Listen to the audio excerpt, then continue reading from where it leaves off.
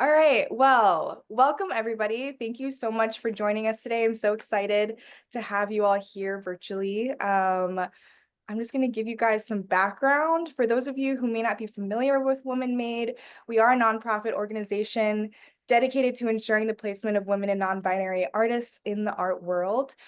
Since our founding in '92, we've shown the work of more than 10,000 women and non-binary artists. And this is kind of out of date right now. We're at about 500 exhibitions. So that's super exciting. Here you can see some pictures of our staff. We have me, Beata Minkowski, one of our co-founders. And then we have Becca Baker, who does our installation, Astrid, who does our volunteer membership. And then we have some of our board members here too, Anne-Marie Kovacs, Courtney and Zaribe, Beata Minkowski again, Nancy Banks, and Yolanda Fernandez-Chebeco. So that's just part of who makes up our Woman Made family, just to give you guys some background. So now for some background on the exhibition. Acts of Care is comprised of the works of 41 artists, 5 of which you have the pleasure of speaking with today. So it's juried by Kristen Carter, and this exhibition explores care as a powerful and expansive force that shapes our lives and communities.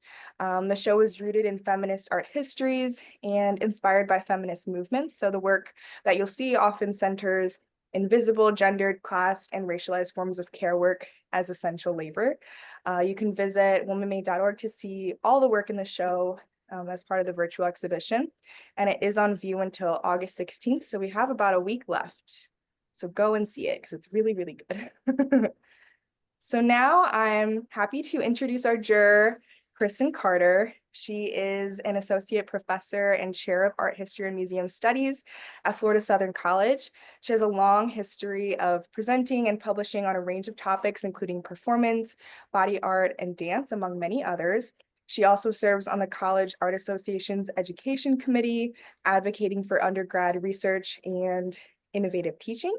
And a fun fact, Kristen Carter was also a Woman Made intern years ago. So we're grateful to welcome her back as a juror for this show. Kristen, give a wave so people know who I'm talking about. Beautiful, beautiful. So now I'm just gonna quickly introduce our panelists and exhibiting artists. So if you could just give a wave, that'd be great. You guys are gonna go into detail about yourselves in a couple minutes, so I'll leave that up to you. We have Anna Lentz, amazing. Lorena Molina, give a wave. Awesome. Kelly Sturhan, Ashley Martin, and Danielle C. Wyckoff. Awesome. So yeah, this is all of their work. Well, I think that we can kind of just get right into some questions and conversations to kind of get to know our panelists a bit more. So Kristen, if you want to kick us off, that would be awesome. Sure, of course. And I'll add too, you mentioned I was an intern at Woman Made. That was 18 years ago when I was at DePaul. And then I was the program coordinator for a bit. Oh, So I was that's in your right. That's position right. for I can't remember how long, maybe a year. And this is the second show I've juried at Woman Made. So I am so honored to be back. And Corinne, I have to thank you too. You have just been fabulous, so easy and wonderful to work with and so organized. So thank you for putting this together tonight, getting us all together, and just all the work that you do generally. And of course, thank you to Woman Made Gallery. And thank you to Kelly, to Anna, to Lorena, to Danielle, and Ashley for your incredible work. I'm so glad that you're here with us tonight so we can get into it and talk about your thinking, your work, your understanding of care. I will say, I proposed this show. I was in Chicago, I think it was last year, for the College Art Association. So I popped into Woman Made because I wanted to say hi to Beata. And while we were there, we were just having a conversation, and I said I wanted to propose a show. And through conversation, I guess we came up with this idea. And I had just had my daughter, so thinking about care was really fresh on my mind. I think, like any new parent, I was feeling exhausted and overwhelmed and burned out. But I was especially thinking about what care means, what it looks like, what it should look like in a world more specifically in a society, in a culture, and in a system that doesn't make the work of care very easy. So this was the initial springboard for the show, but in proposing it, I knew that I wanted it to be bigger than that. I wanted it to be more open. I didn't want to come at this only from the perspective of motherhood or, parenthood, or thinking about even care necessarily in a family context, but as something that is political, as something that is social, as a mode of resistance, how we care for ourselves, each other, our communities, the land, the environment. And a lot of this really hinged on the submissions that the gallery received. And in writing the call, I wanted to keep it pretty open. And Corinne, you were great too, and sort of going back and forth and thinking about this a little bit. And you had wonderful ideas in terms of thinking about like just repair and tending. And I think you came up with like textiles and mending. So I wanted to keep the call really open, to bring in different perspectives and interpretations of what, again, care is and what it could mean. So I was really pleased with everything that came in, and to give different interpretations. If there is a through line, and I think that's with the artists joining us tonight, maybe throughout the exhibition, but I think everything that came in some ways, if there is a through line, again, it's that care is it's exhausting, it takes time, it takes endurance, it's relentless. But I think more than anything too, it's collective, it's social, it's relational, it's intersubjective. There's a mutual element to it. Even as much as we might think about the self or self-care, it's mutual. I think it's important to think about care in ways beyond like retreat. I don't want to think about care in ways that sort of close in on ourselves. Instead, I want to think about it as something that moves outward or tending toward something or someone. And again, I think that's what makes it social. I think that's what makes it relational and mutual. And that's also what I think establishes it as the basis for like all of collective life. It's what we depend on, it's what we need. And it's also, care in that way is invisible. And what I'm really excited about with this show is that you all in different ways are giving form to the often invisible nature of care and the work of care. So we can talk about that more. I also I wanted to open it up generally. I'm already talking more than I wanted to, but I want to hear from all of you too, just generally to kick things off. Tell us about your work. Tell us about your work in the show, where you're coming from, what your interpretations are of care here. And I also want tonight to be kind of loose and organic. I have some questions, I have some scripted questions, but feel free to respond to one another. Feel free to ask one another questions. If anything comes up, by all means, jump in. But to kick things off, I want to hear from you generally, just, who are you as an artist? What are you doing? And what is your work in this show? Anybody want to go first?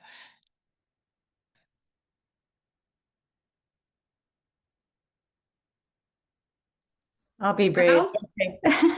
Go for it. No, go for it. Oh, sorry. I just jumped on. I didn't mean to jump over you. Yeah, so this is some work. I work in actually, I guess I'll kind of just start with the type of work that I do. This is more recently where I've been. I do work in a lot of different media, and I do a lot of drawings, usually ink drawings, as well as installations. I started doing installations in graduate school, and utilizing textiles a lot.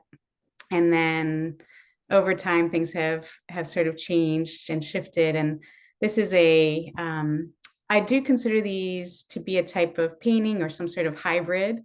And these are works that I've been really focused on in the past few years. And I've been working with fabric again, different pattern fabric. In this piece, I'm painting individual stripes and also cutting or slicing them with an X-Acto knife. There's also a lot of layering and working with the materiality to try to get different sort of effects. So maybe draping, or in this case, a sense of gravity. And then this is also in terms of color. I think I'm really inspired by my surroundings. both natural and man-made, but just my experience in my surroundings. And these colors are loosely inspired by sunset. So I used to live in New York City and then moved to Florida. And I think that kind of shifted wherever you are, I think does affect you a lot. And I think that sort of shifted my color palette quite a bit. But also having my daughter shifted it because she loves rainbows. And I think, I'm definitely inspired by, her energy and her, um, her delight, that she takes in her experiences as well. I'm going to try to be brief. I could talk a lot more, but I don't want to take over. So maybe we can move around if that's best, or however you want to. If somebody else wants to jump in, I can I'm go. happy. Oh, sorry, Danielle. Go for it. Go for it. Are you sure? Okay, I'm so sorry. Um, this piece, I'm a painter and textile artist. I like to kind of move between both media throughout a day, actually, because they balance each other out, but I think both sort of influence each other a lot. This is a painting of my daughter that was based on a photo that I'd taken as she was preparing to go to homecoming as a freshman last fall. And then she turned 15 in May, and she just kind of out of the blue said, "Well, I'm halfway to 30." And it just struck me as so kind of odd and heartbreaking and wonderful all at the same time. But this uh, image that I was sort of taken by of her preparing herself and like how she's going to present herself to the world and wondering if I've done enough, and also what is the world, how is the world making room for her to be her whole authentic self. So and and all of that, I don't know, sort of a snake eating its tail of feelings about it. So I like to paint a lot of patterns into my images, and I'm really interested in how the ground and the subject can be kind of equalized and sort of in the way a fabric presents itself, that they don't, one is not necessarily more significant than the other. Yeah, and so as a viewer, I'm sort of thinking we're at her back, this she's moving forward into the world as how she wants to be, and we're sort of either in support of that or turning our backs or sort of, backing away from her. So yeah, that's sort of where it came or how it came to this piece.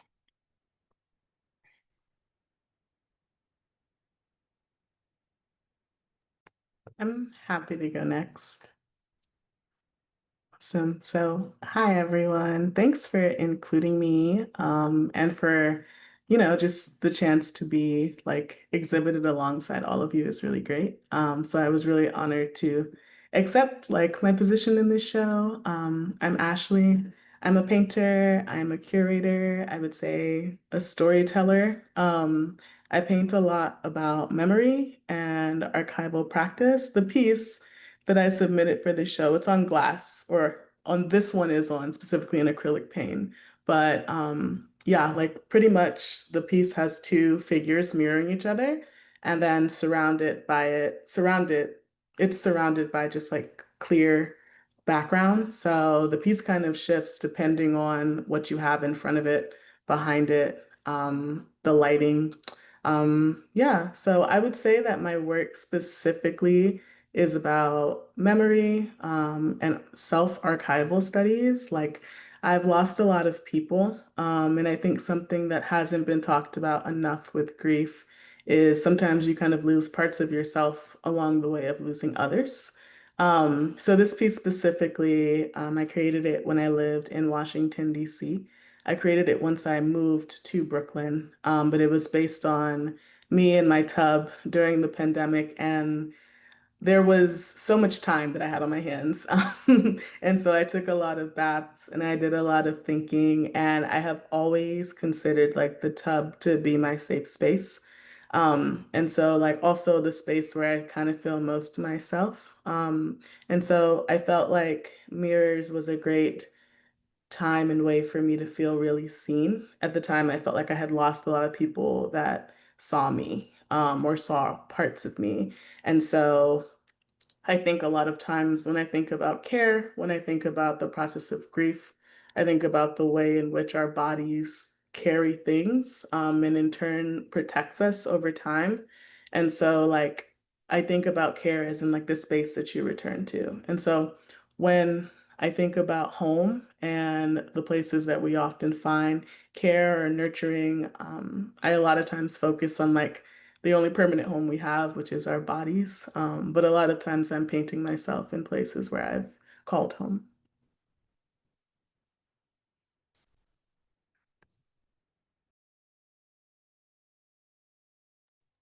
I can go next.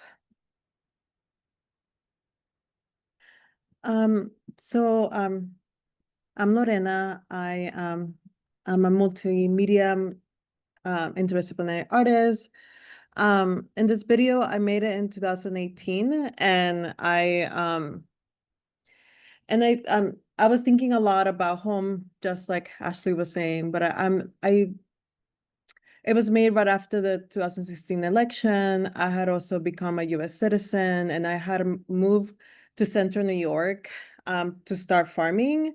And I was sort of removed from all these like networks and support groups. And I was really trying to understand what it meant to make a home in this place. That in many ways was the reason that my family was displaced from El Salvador, and like thinking about what does it mean to make a home here. And at the time, my thinking has shifted. Like this is from a series called Nothing Hurts Like Home. And in the video, I walked into the field and I'm trying to create a home out of dirt, and I keep massaging, I keep like structuring, and because this specific field in front of my house had been rented out a lot, the soil had been overworked. So every time you like try to put it into something, it keeps crumbling down. And this is like an 8-minute video where I just keep doing this gesture.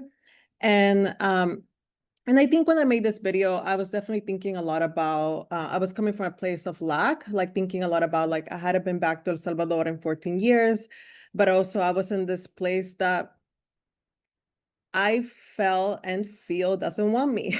So like thinking about what does it mean to create a home in a place that is unwelcoming. So and also the other thing I'll say is that, and when you're thinking about ideas of home, I think small gestures or small landscapes remind you of home, right? Like I felt like these cornfields in Central New York connected me to the cornfields in El Salvador. So you're always trying to make connection because there's this sort of aching for the land. There's this sort of aching for place. Yeah, that's all I'll say for now for the video.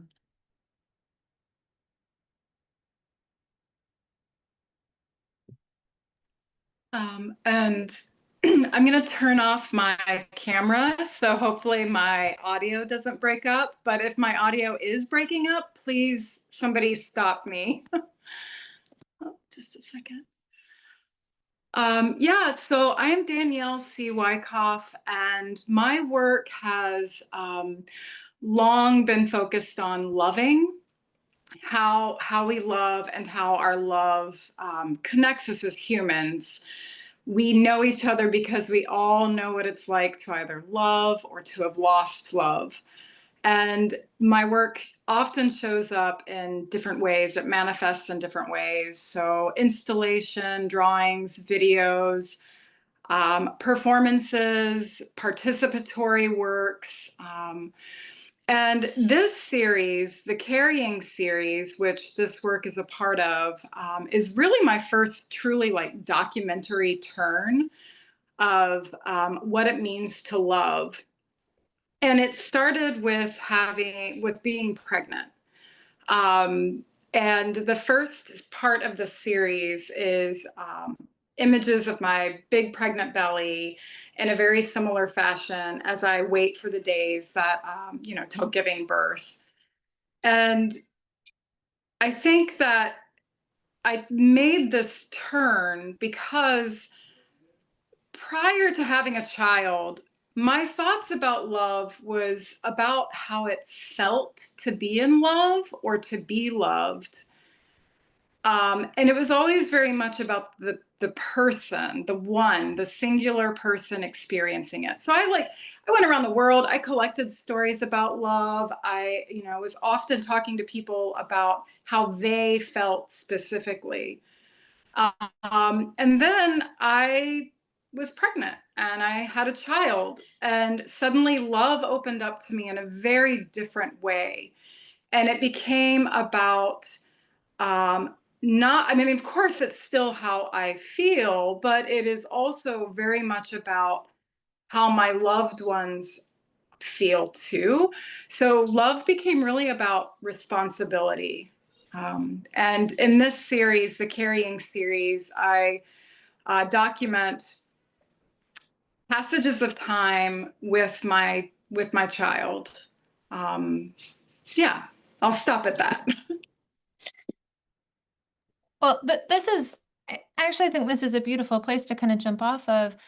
I mean, Ashley, what you're talking about, Danielle, what you're talking about, I mean, Anna, Lorena, Kelly, what I'm struck by already is the way that we're thinking or talking about bodies, the way that care is to bear something, sort of the embodiment of care, the way that we bear it in our bodies, and how that extends to, right, place or memory or grief.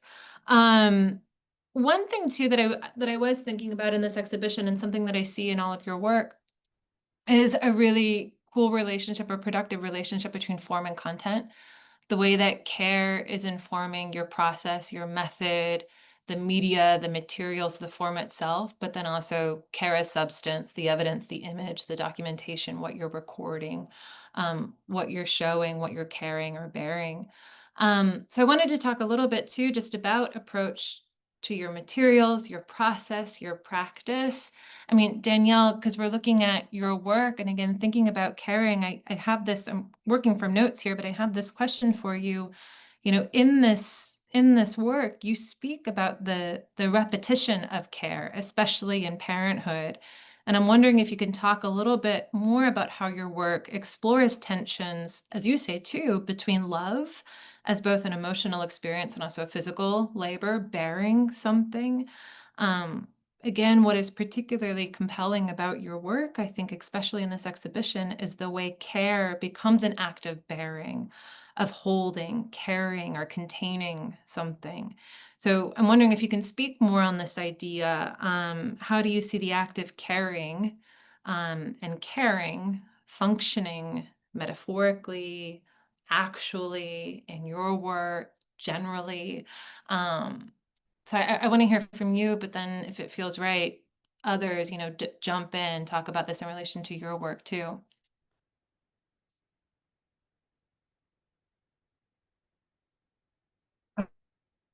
Okay, stop my video. Well, one of the things that I was thinking about was this idea of how to carry is an act of carry or of caring. It's not a light load a lot of the time, and there's a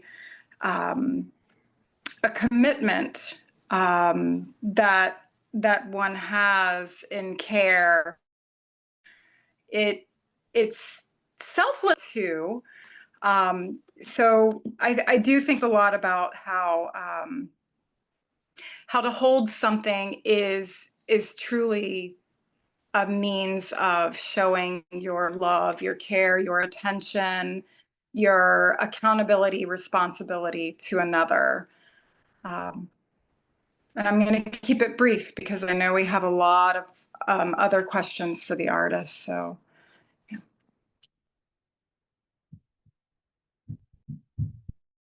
We can jump off that, or I have other questions too that are related. Again, so thinking about form and content, process, how your process sort of embodies or gives form to care and what that process carries. Lorena, I wanted to ask you too more about your work, the building a home out of dirt. I have here another question. You enact a repetitive process of building a home and a landscape that ultimately, as you said, and I love the way that you say it, that refuses stability. And in your video, which I loved, it was one of the first works. I mean, I remember when I was going through all of the submissions, yours was one of the first works that I looked at, and there were a lot of really fantastic video submissions, and I loved yours in particular. There's a quietness to it. To me, there's a peacefulness to it, but watching it at the same time, you know, you are engaging in something that is repetitive, but ultimately futile. And so one of my questions for you too is like, what does that mean?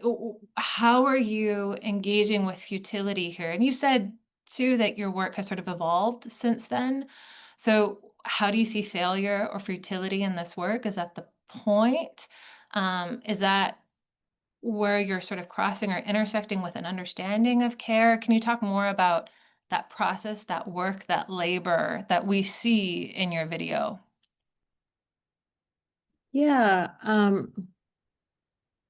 I think one of the reasons I actually watched this video for the first time last night in a while. Like I hadn't watched it from, beginning to end. And I think and again, like I'm putting myself back to Lorena 2018 where I was. And in some ways things are different but the same, like politically, like thinking about, how I create a home for myself. But in this video, I was trying to sort of represent what this feeling felt like, that I kept trying to build something. And it's also important to show that this work it's the series is called Nothing Hurts Like Home. Like I think it came from this ache. Um, and it's really slow. And what I like about it now that I'm watching, I feel like I'm watching again for the first time, and that it sort of removes the spectacle that I expected a lot from like Black and brown bodies, especially in the art world. Like this sort of like there's no grand finale, there's no grand gesture. Like I keep building and building, and at the end I just walk away. And I think one thing's, if we're talking about failure, is that failure in some ways teaches you what's not working, and either like structurally, politically, or within your own self. And I think I had to shift the way that I thought about home. Like I think instead of thinking as this thing that was sort of escaping me, I had to sort of be like, okay, Lorena, you you live here. And little did I know that after living in Central New York, I would move to 3 different states again. So it's been this constant moving for the past, 6 years. And I think I just came to this understanding that my home is sort of, it's layer. It's not one singular place. Like my home is like El Salvador, it is Central New York, it is Cincinnati, it is Houston, it is like the Bay Area. And thinking about how my landscapes and these sort of landscapes of home are like deeply layered, and how that manifests in my body too. Like just like I think Ashley was saying, like we carry all these memory in our bodies, and memory, love, trauma, like joy, the way we survive. And I'm thinking, and not just from ourselves, right? Like they've done all these studies that like it's multiple generations. We carry trauma and joy from multiple generations between us. So like I'm thinking a lot about, like, if I'm thinking about embodiment, I'm thinking, what am I embodying? Who am I embodying? Who am I embodying towards? So like yeah, those are things that come to mind right now. I have so many questions, so many things that I want to talk about. When you were saying earlier too, how your work sort of resists spectacle, that at the end of this video, you just get up and walk away. Can you talk about that, I guess, in relation to some of your more recent work? Because it seems like in some of your more recent work, you are still thinking about land and embodiment, and again, what the body bears or what it carries. And again, this is just me looking at your website and looking at some of your other work, your more recent work. But it seems like some of your more recent work is about establishing a sense of place, that you are interested in how your body resonates or makes a mark or give space or make space within the land or in the landscape versus this where you talk about how it's done and there's no mark, there's maybe no trace of your effort or Yeah. of your labor. Does that change in your more recent work? Has that evolved in your thinking more recently? Yeah, I think if I was doing this video now, I would be thinking about I'm obsessed with like microbes and bacteria and the way that they transfer knowledge is something that I'm thinking a lot about a lot. Like I think there's different ways that knowledge is passed around, and one of them is through like our gut bacteria, and it has to do with the soils we've been in, right? Like where have the foods we've eaten, like the parts that we've been in. So I even think that in this gesture, like we're both marking ourselves. Like, yes, I'm absorbing this microbes and probably a lot of pesticides. But like also like maybe my dead skin is left behind, or maybe like I scraped my knees because I was kneeling on rocks and my blood is probably there. And like so like thinking about the sort of marking back and forth. In the new body of work, I am doing these photographs. I'm mixing photographs from El Salvador and putting them in the studio. And when I say studio, I mean like a tiny wall in my apartment. Like, and I and I'm literally creating the weather for these photographs. Like I'm using my saliva, I'm using my sweat, I'm using all other bodily fluids to create like the fog, the mistiness of El Salvador. And as a way to try to show like what does it feel like to be in El Salvador when it's humid and hot and like and can I create photographs to sort of represent that by using my actual body, like marking the photograph itself? Yeah, I love that idea of trace and trace too as a record of that embodiment, right? Of that effort, of that labor, and again, what is otherwise so often invisible, and you're making it visible in the most sort of like micro ways. Which I think is really, really interesting. And I want to hear more too about that and about your work and also the framing of your work. But I want to ask other questions and get to other artists too. But that's something that I'd like to come back to. Again, too, just thinking about like process and materials and form and how care resonates in your different methods or approaches to your work. And I had a question for you too, how care resonates in your work. You said this earlier, thinking about the background of your painting of your daughter. And again, I remember going through the submissions and being really struck by that statement and charmed by your daughter saying halfway to 30. I found it really endearing. And as you say too, I was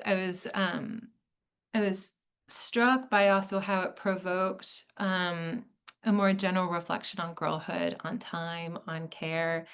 And again, while there is a certain charm or humor, I think, to this work or to that statement, your reflection, and again, as you just explained, also runs alongside a wider unease of what it means to parent in a world that disrespects women or really anybody outside of the heteronorm, right?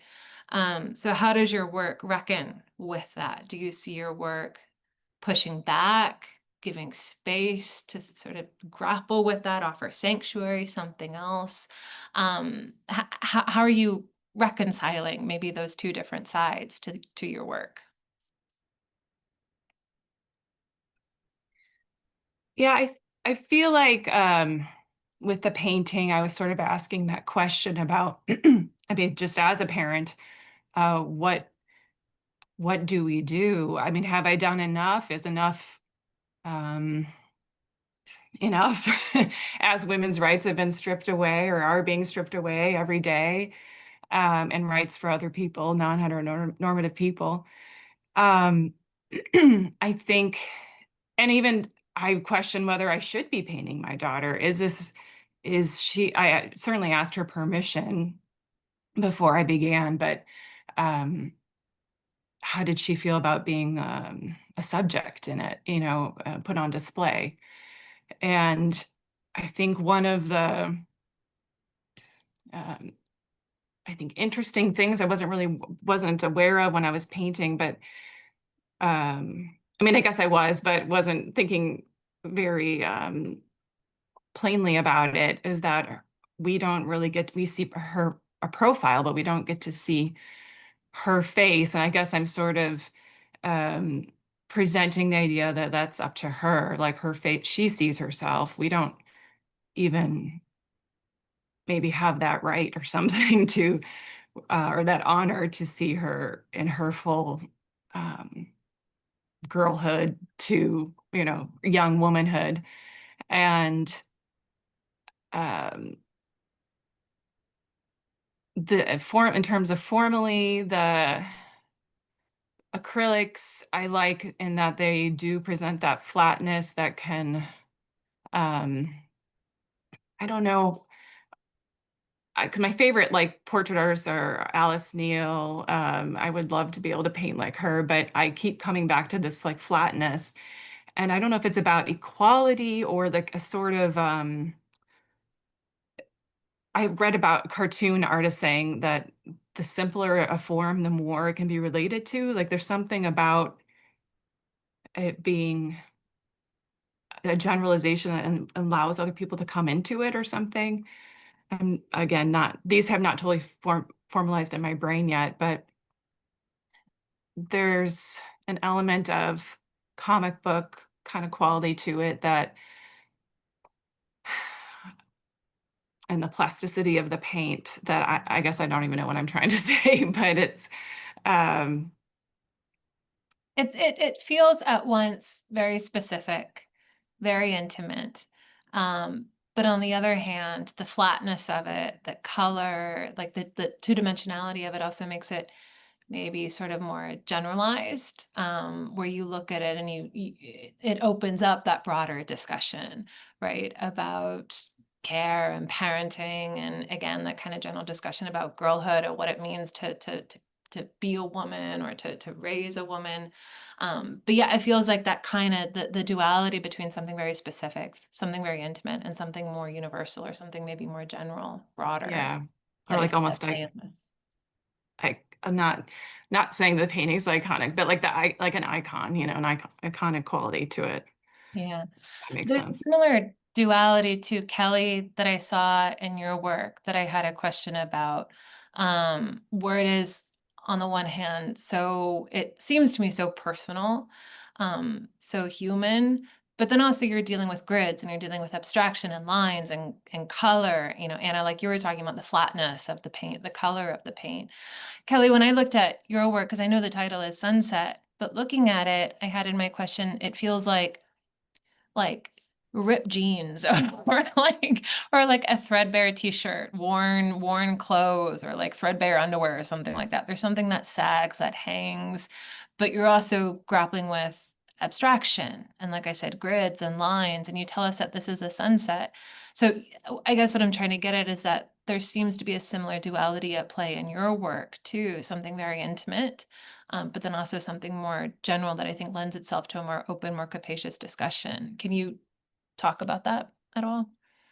Sure, I think that's a good description. I like that description. I think there's definitely, I'm definitely making this sort of connection between, I know it's so interesting, this whole exhibition, because it's really made me think about those connections to care and in some ways comfort. Comfort keeps coming to mind. And I think that so our surroundings, what we have to wear, clothes, what we wear, what we choose to wear, is it comfortable or not? Our everyday decor, what we sit on, what fabrics. So all of these things sort of relate back. And I am really interested in abstraction and abstract languages. And I think for me, it tends to be more open to a kind of experiential or a viewing experience that is a little more open so that somebody can be more present. And I think for myself, that's true as well.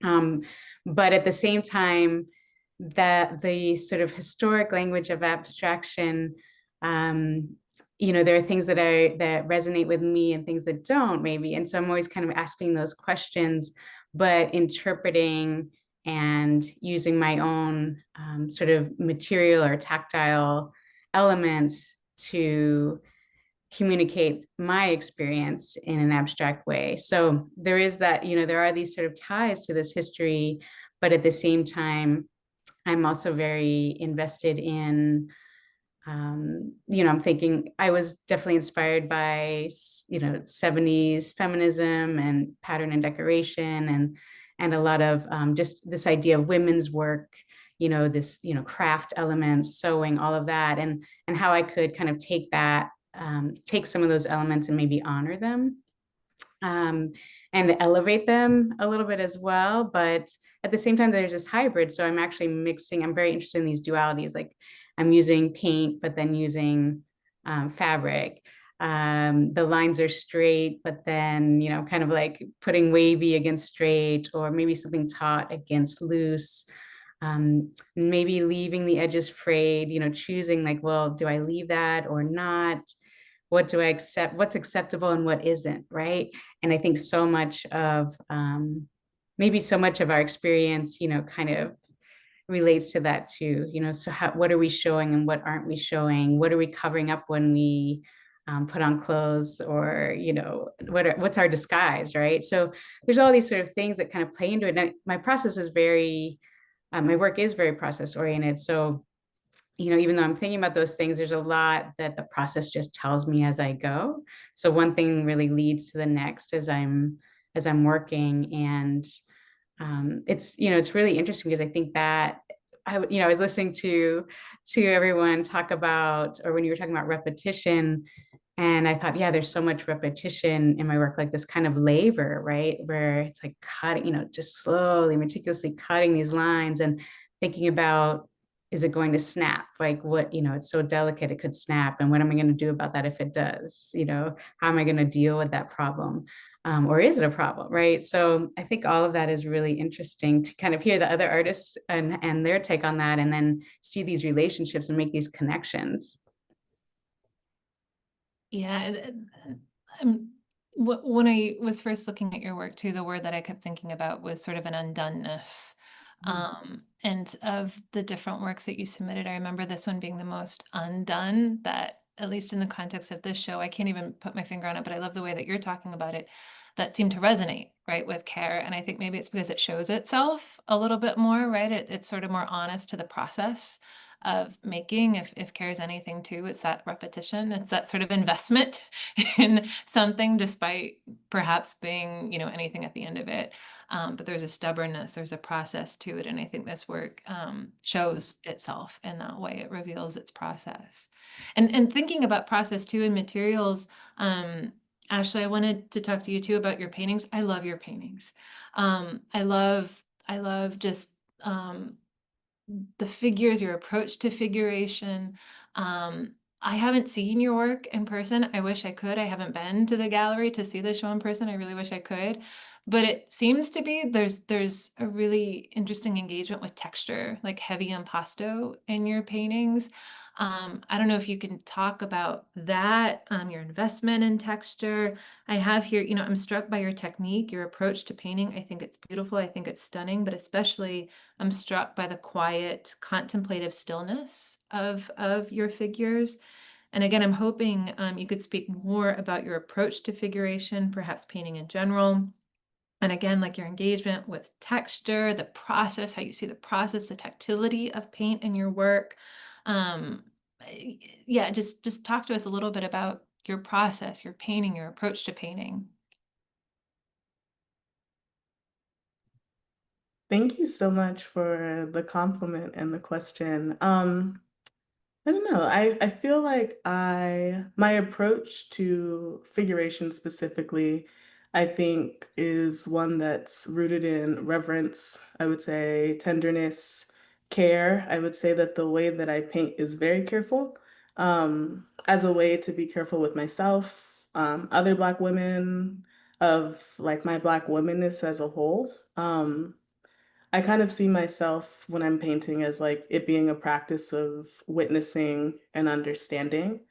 Um, yeah, I like that you pointed out like the quietness, and like the stillness. I would say like to me, those represent like grief and memory. I think the intimacy of like being witnessed in a moment, without performance and just taking up space. I think stillness is radical for me. To know me is to know my hands are usually in a lot of pots. And so it's rare that I'm still. I've had to work really hard to be okay with being still. And a lot of times to me, stillness feels radical, especially for Black women. It's so easy to work and just to continue working. And the reminder that, you know, you're worthy of being still and just taking up space and you have the right to exist without giving anything or without offering any type of explanation. I think that in my mind, like my creatings kind of create that space for me.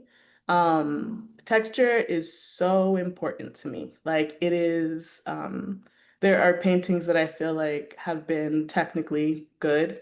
If they do not have texture, to me, they don't feel like my work. And I think like it is it to me is a disservice to the richness of Blackness to not include texture when you're painting Black bodies. One of the reasons that I use oil paint is because of the texture and also, sorry, there's a helicopter, and also to almost like offer a sense of permanence. And the idea of like painting flesh like it is weighty, like it's warm. And I think when I think about my grieving process, it has felt like things that have added weight to me. And in one way or another, and it feels like a lot of times I'm carrying a lot, which can be beautiful. I think that's a beautiful thing about grief. Like the people that you have lost and still in some way are connected with, their heaviness a lot of times reminds me that they were there. It reminds me of their love. It reminds me of the way they've cared for me, the way that they've reminded me that I'm deserving of tenderness. I think that also texture, when you think about like when people are talking about Black, like the color Black, the color brown, you know, I feel like they're the last ones as a kid to be used out of a crayon box. And I think because like paint is so complex and it's so wonderful and there's so many things you can do with it, I think that there's so many different types of browns that can be created. There's so many different types of blacks that can be created. And almost like to me, like it's common in general to flatten Black people, to flatten Blackness. And to me, the texture is like counteracting that in a way, you know, like it makes it undeniable that we are different and that, you know, there's a level of depth to us that maybe you'd have to dig deep to fully understand and be willing to witness. Yeah, I think in general, for me, like painting is very sensory. I pay a lot of attention to who's around me when I'm painting. For me, I don't think it hasn't felt super vulnerable to like post my work. For me, the vulnerable part is who I'm allowing to speak to me and who's taking up space with me while I'm creating a piece. Who am I willing to like have listened to my ideas? Who am I willing to witness me in my studio practice? And all of those things kind of go into like painting and being careful and painting with tenderness and the people that care for me along the way. Thank you so much for that. I love this idea of your paintings holding presence, right? That the paintings themselves, the paint itself, the texture, the tactility, that they bear that presence, that they take up space, that they give texture. And that's not just a formal texture, right? You're also expanding that to thinking about like a broader, like political, social texture that I think is so interesting and powerful. And it, for me at least, I mean, I think it comes through in your work in really, really cool ways. I also love the way that you're talking about tenderness and attention. I think when I was thinking about care, I was thinking about it in that way, sort of like tending toward something, turning toward something. Um, y- I think initially I was thinking about it in terms of like the camera. There's a scholar, Tina Campt, that talks a lot about the gaze and giving careful attention to something. Lorena, your work reminds me a little bit of this. And you talk about this with your other works. I saw on your website the way that you frame, right, your figures, your photographs, your work. Again, on your website, you talk a lot about how the camera becomes a radical presence or a radical tool. It reminds me, Ashley, about how you're talking about paint here, but that to give tender or careful attention to something, thinking about, you know, the racist histories of photography, giving careful, tender attention to something combats that or resists the way that subjects have been objectified through the lens of the camera. And so you're very, it seems, careful and conscious about the framing of your figures. And that tenderness seems to be a strong word for you as well. Can you elaborate on that or talk more about that? Me or Ashley? Or either. Lorena, I was thinking about you, but Ashley, if you want to jump in too.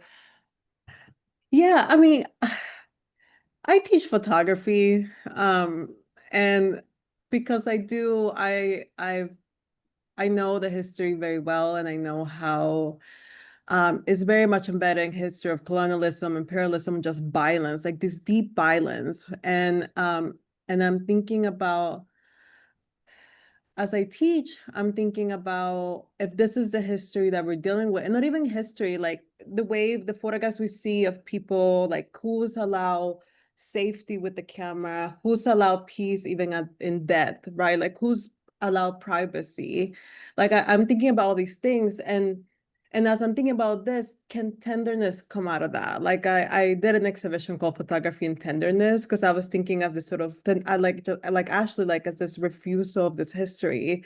Um, and especially as like we are making now, like we're making our own images. And what does it mean to make photographs of our own communities in a way that is carrying and not one that enacts the same history? Like I am always thinking about um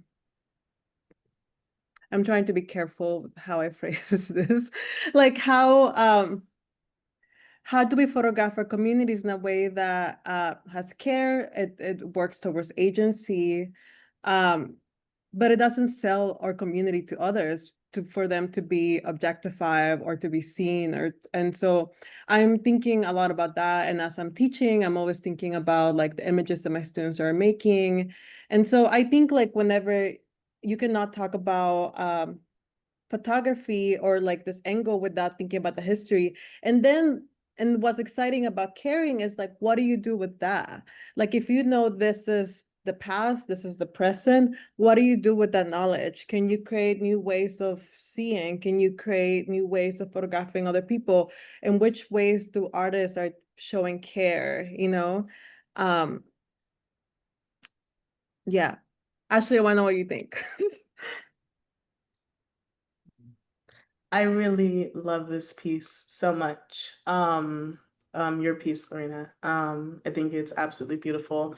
I think a lot about the connection between body and land, and how, in terms of like a lot of times when you think about like death, you think about being buried in some way, becoming a part of land again in some way. And I think when I think about tenderness, I think about like specifically what goes into our care for ourselves and specifically our physical forms and what we're willing to allow kind of almost like wrap us in tenderness, which I'll always bring it back to the tub. I think it always feels very like insular for me. I feel like I'm being held by something. And I think that in a lot of ways is tender.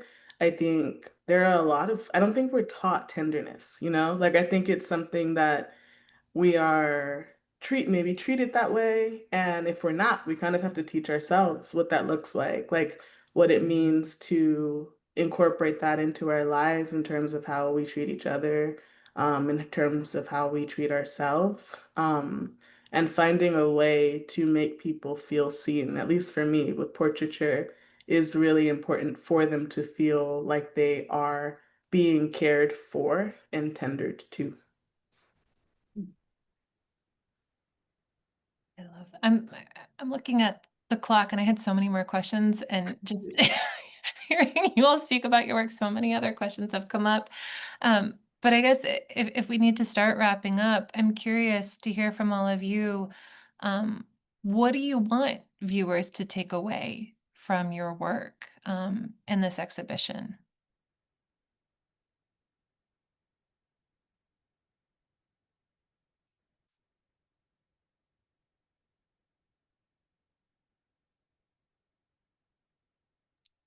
Somebody wanna jump I in? can start since I think talking, I guess. something that, Oh, no, oh, sorry, Ashley, go ahead. No, please go, Danielle. You're fine. Okay, I'll go. I'll Okay. go. Thank you. Oh, I think you might be delayed. Or I might be delayed, maybe. I think Danielle's a bit I, delayed. Okay. I am. Y'all talk. Yeah. Okay. Ashley, you want to go ahead and then Danielle Okay. can jump in? I would say like it's really important to me that people feel very connected to my work, like in that people feel connected to my story. In my mind, like I am speaking to 18-year-old Ashley that just lost her mother and like still seeing her and still treating her with care. But I think more importantly, like speaking to an 18-year-old in general that just lost their mother or just lost what they see as home or what they see as their heart or tenderness and losing that, right? And so like when I think about what the goal is of my work, I think it is to for people to resonate with my work so deeply that it in some way becomes about them and their experience and almost that they are contributing to the piece in my life in the same way that I'm contributing to it in some way. So much so that it really becomes about them, how we treat each other, and the ability to feel seen through someone else's shared experience.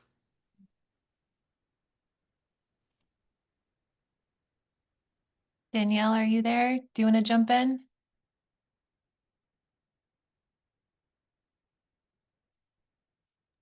Yes, I will try, but my Wi-Fi issues are pretty bad.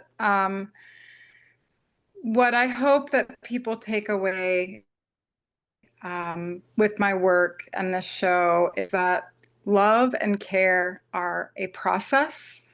They take time. They're not always pretty. It's very much about the relationship, the reciprocity, and that, you know, even though my images show my child and me, I do see this as representative of a larger picture of what it means to carry another person.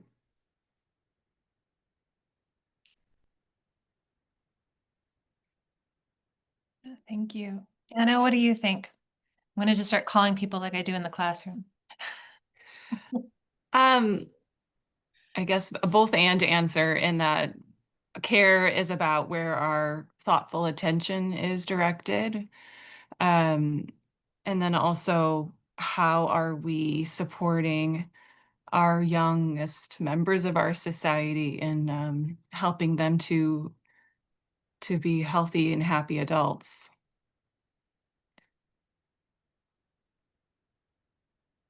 Lorena? Yeah, I think maybe I'll speak a little bit more the exhibition as a whole. Like I think one thing I got excited when I read your with the exhibition call is that I think sometimes care sometimes is portrayed as just this sort of gentle, like sweet, and it is that. But I think like I think care fights back, right? Like care, I think people resist because they care. People like protest because they care. Like I think people advocate for others because they care. And I think one thing about this exhibition that I've noticed as I'm looking at all the work is that I think it shows different definitions of what care looks like, that it's not just like gentle or sweet, but it's like angry. It is, like it is, um, it shows in other ways. And I think in a way that I mean, all of that is political. So I think I'm just really excited about seeing how different artists are thinking about care really differently.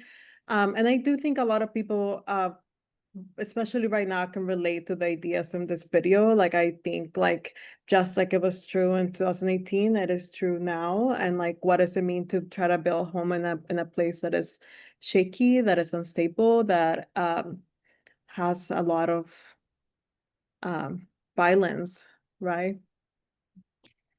And care for the sake of resistance, too. I Mhm. mean, we can think about Audre Lorde here, where she talks about care as a radical political act, that it's not about narcissistic retreat. It's, Mhm. actually, as you're talking about, it's rest, right? Rest is radical. So it gives us power and strength to continue to sustain resistance. I think care has to be outward, right, in that way, in service of something. And I love what you're talking about in terms of it's angry, right? It moves towards something. That Mhm. repair and tenderness and attention, it works in service of something. It's yeah, that for me, that's the politics of it. Kelly, what do you think? What do you want viewers to take away? I would say there's a few things. I think for me, I always want the viewer to really have an experience and sort of allow themselves to have a sensory experience. And I think that's sort of like removing yourself from whatever else is going on, right? And just kind of experiencing.